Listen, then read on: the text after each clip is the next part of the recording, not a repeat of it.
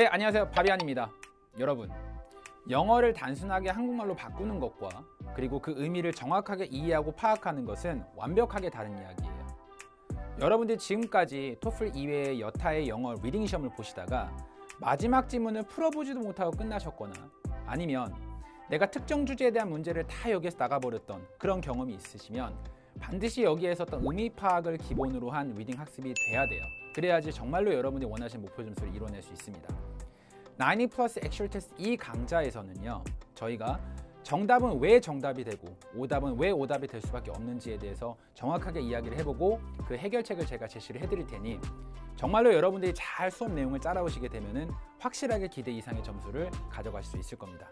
자, 그렇다면 이제는 전체적인 토플 4가지 영역의 구성에 대해서 간단하게 보시고요. 그 다음에 우리가 리딩의 세부적인 디테일에 대해서 얘기해 보도록 하겠습니다. 첫 번째 우리가 간단하게 보는 거는 이 시험의 구성이에요. 아주 짤막하게 하고 바로 이 강좌가 어떤 식으로 구성되는지 넘어가도록 하겠습니다. 우리가 1교시에 들어가 보면 리딩인데, 리딩은 크게 지문이 3개가 나와요. 3개의 주제인 거죠. 그리고 각각의 지문당 10개의 문제씩이 딸려 있습니다. 총 30개의 문제예요. 그걸 54분 내에 풀어야 되는데, 만약 덤이라고 하는 지문이 하나가 더 들어오게 되면 4개의 지문이 되고요. 우린 이거를 72분 동안에 커버를 해야 됩니다. 자, 그리고 나서 리스닝으로 넘어가게 되면요, 대화가 2개의 대화가 나오고요. 그리고 렉처가 3개가 나옵니다.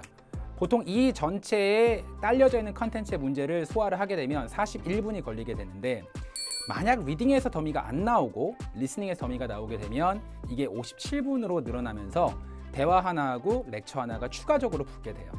자, 그리고 나서 우리가 10분 동안의 쉬는 시간을 가지고 3교시 스피킹에 오면 총 4개의 문제를 여러분들이 감당하게 되고요. 그리고 그거를 17분, 조금 사람마다 차이는 있을 수 있겠지만은 그게 이제 20분까지도 늘어지게 됩니다. 그래서 3교시 스피킹을 마무리를 하고 마지막 우리가 라이팅을 보게 되겠죠.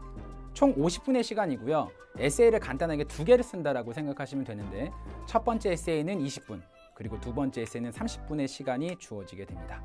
자, 그렇다면 이제는 이 90 플러스 액츄얼 테스트가 어떤 식으로 이루어져 있고 또 우리가 어떻게 이거를 활용해야 되는지 간단하게 제가 설명을 좀 드리도록 하겠습니다. 자, 첫 번째로 여러분들이 그 파고다 인강에 들어가셔가지고 내 강의실에 가다 보면 액츄얼 테스트가 있는데, 모든 강좌를 들어보시기 전에는 반드시 이 액츄얼 테스트 응시를 하고 들어오셔야 됩니다. 그래서 내가 틀려 있는 답변은 왜 틀렸는지, 그리고 왜 아리까리한 거는 어떤 이유 때문에 내가 헷갈렸는지에 대해서 생각을 하고 오셔야 돼요. 그리고 스피킹과 라이팅에 있어서는 답변이 본인의 만족스럽지 않게 나갔던 답변은 어떻게 메이크업을 할지 생각을 하고 들어오시면 강좌를 통해 가지고 여러분들이 부족한 부분을 메이크업 할 수 있을 거고요. 그리고 더 중요한 거는 강의가 끝난 다음에 이후 작업이 되게 중요해요. 여러분들이 수업 시간에 배웠던 내용을 떠올리면서 제가 스피킹과 라이팅에 있어서는 첨사 커멘트까지 드릴 테니까 그런 것들을 여러분이 감안을 하시고 메이크업 해주셔야 되고요. 그리고 리딩과 리스닝은 반드시 꼭 복습으로 완벽하게 여러분이 이해를 하시고 끝내셔야 됩니다. 자, 그러면 우리 90 플러스 액츄얼 테스트가 어떤 식의 구성을 가지고 있는지 한번 잠깐 얘기해 보도록 할게요. 전체 총 7개의 테스트들로 구성이 되어 있는데요. 저는 개인적으로 이 테스트들이 절대 적은 개수라고 생각하지 않습니다. 중요한 거는 이걸 얼마나 확실하게 보고 이해하는지가 관건이에요. 만약 여러분들이 강의를 들으면서 정말 성실하게 잘 따라오시고 정말 이해를 확실하게 하신다면 반드시 저는 여러분이 생각한 목표 점수 이상을 가져가실 수 있을 거라고 자신 있게 말씀드릴 수 있습니다. 자, 정규 컨텐츠 외에도 꼭 여러분들에게 인강을 통해서 제가 드리고 싶었던 부분이 뭐냐면 바로 스피킹, 라이팅, 호환 템플릿 표현이에요.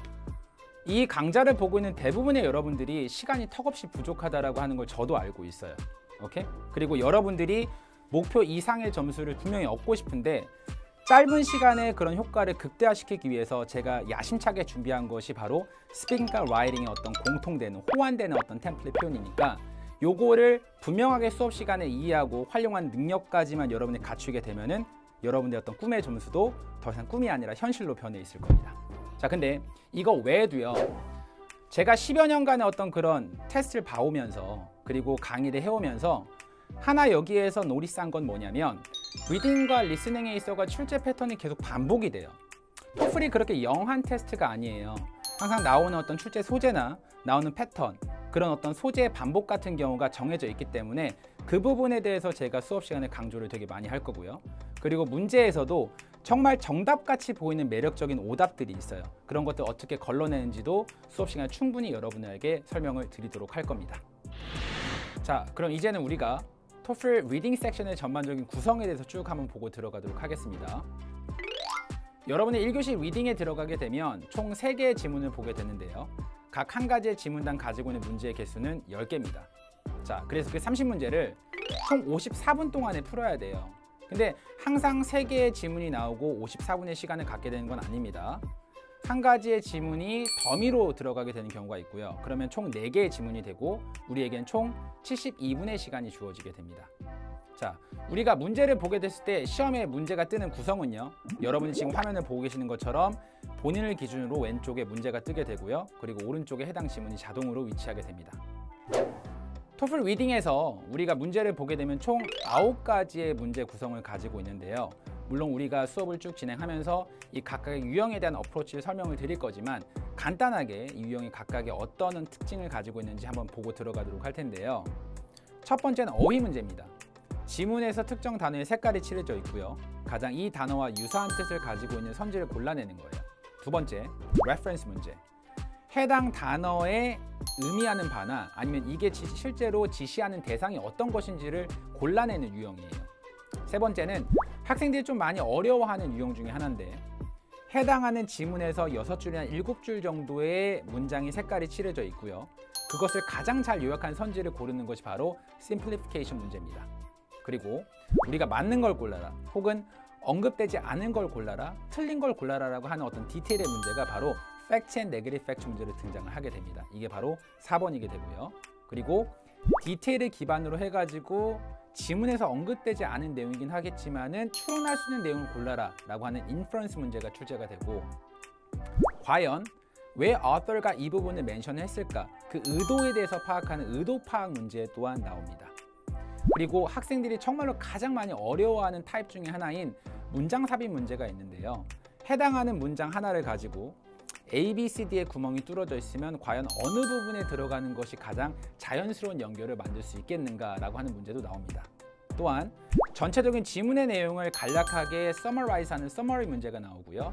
그리고 또한 요것과 내용이 비슷하긴 하지만 지문 전체에서 2가지의 큰 캐러고리를 잡고 디테일이 주어지게 됐을 때 이 디테일들이 어떤 캐러고리에 들어갈 수 있는지 그것을 나누는 문제, 캐러고리 차트가 나오게 돼요.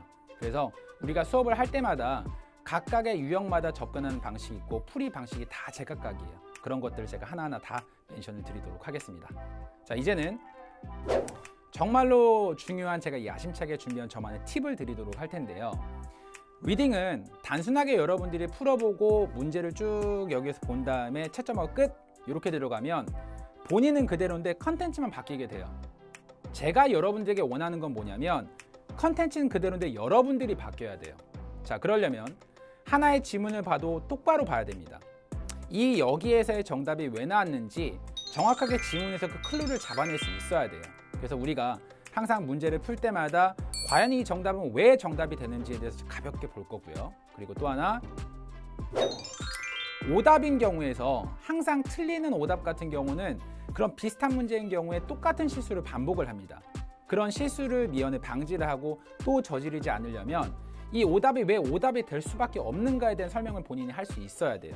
그렇기 때문에 수업을 쭉 진행하면서 왜 이 오답은 정답이 될 수 없고 매력적인 오답으로 보이는가에 대해서 제가 설명을 쭉 드리도록 할 겁니다. 자, 그리고 리딩에 있어서 기본이라고 볼 수 있어요. 대한민국 사람들의 넘버1 실수가 뭐냐면 영한사전에 있는 의미로 너무나 파악을 해요, 단어를. 그렇게 되면 한글로 그 무수한 어떤 의미를 가지고 있는 영어 단어에게 한 프레임을 씌워버리는 거죠. 그렇게 됐을 때 다양한 문맥에서 해석이 굉장히 어렵게 되는데 저희 9 플러스 액츄얼 테스트 강좌에서는 정확하게 이 단어가 이 문맥에서 어떤 의미를 가지고 있는지를 제가 설명을 자세하게 드리도록 할 겁니다. 자, 그럼 지금까지 제가 여러분들에게 드렸던 리딩 오리엔테이션이었고요. 자, 우리는 정말 좋은 컨텐츠로 본 강좌에서 뵙도록 하겠습니다. 감사합니다.